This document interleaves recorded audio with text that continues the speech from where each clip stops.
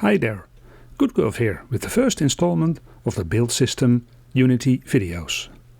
As part of the series on how to create a survival game, this video starts with the basic code for a building system.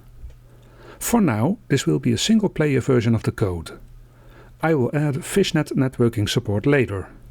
The code will be available as a GitHub repo, so you can play around with it. Okay, let's start with the basics. What is the build system about?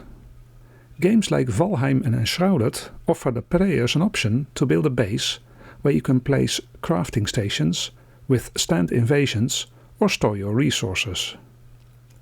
What do we want to achieve with this first version? Create buildings/constructions from predefined parts. Use items or resources from players' inventory to build the base. Stack parts on top of each other, snap to grid, or use some sort of magnetic snap.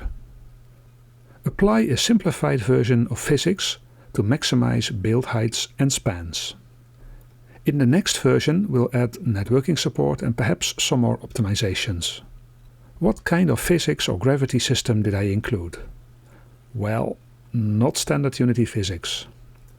For multiplayer support we need a deterministic system, and it would also be nice if it performs, as in, can do calculations without impacting the game massively.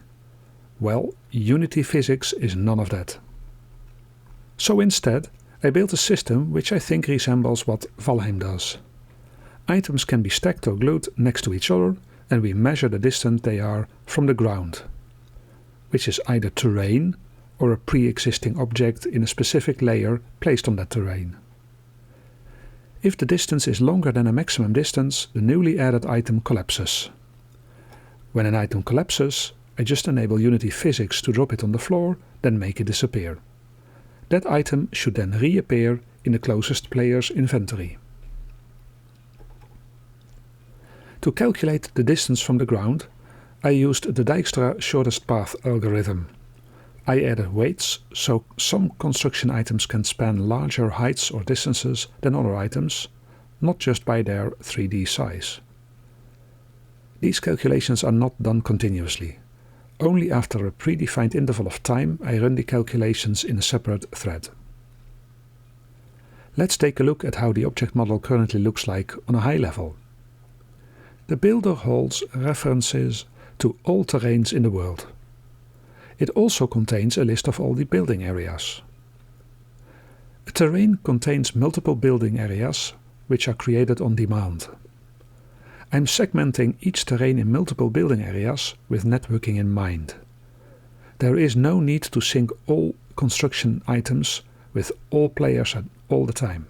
Only building areas in view will be synced. For maps with large buildings, this will save a lot of data traffic. When a building area is created, I also instantiate a building area outline, which shows the boundaries of the area. Through the builder input and builder classes, we can create a new constructed item. This is based on one of the building templates, which contains the data and a link to the prefab placed on the terrain. When a constructed item is created as data, the prefab is also instantiated. I then add a constructed item behavior to link the prefab to the constructed item. The other key piece of code is the Recalculation Worker script. It roughly consists of 3 parts. Part 1. Check which constructed items are grounded. We need to do this in the main thread since we need to call Unity methods which are not thread safe. Part 2. Then we kick off a thread which does all the shortest path calculations using the Dijkstra weighted shortest path graph. This is all based on our own data and can be safely run in a thread. The third and final step, the results need to be written back to the constructed items in the main thread, so we can start, let's say, destructing the items which are too far away from the ground. This is a short introduction to the code which can get you started exploring how it all works. I uploaded a package for Unity 6.0 which you can use to test the current version. Parts of this code will probably evolve, so I didn't go into too much detail. Note that I included a quick and dirty character controller since I cannot include the easy character movement controller in the package uploaded to GitHub.